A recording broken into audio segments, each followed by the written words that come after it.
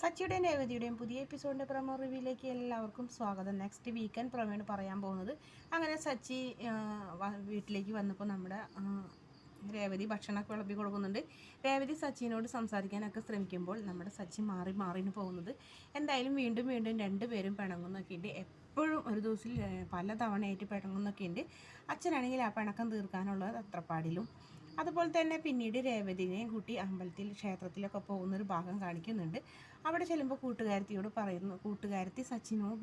നമ്മുടെ സച്ചിനെ ഉപദേശിക്കുന്നുണ്ട് ഭാര്യമാരോട്. ഇടയ്ക്കൊക്കെ ഒന്ന് സോറി പറയുന്നുണ്ട്, കുഴപ്പമൊന്നുമില്ല എന്നൊക്കെ പറയുന്നൊരു ഭാഗവും കാണിക്കുന്നുണ്ട്. രണ്ടുപേരും ക്ഷേത്രത്തിൽ നല്ല സന്തോഷത്തോടെയൊക്കെയാണ് വരുന്നത്.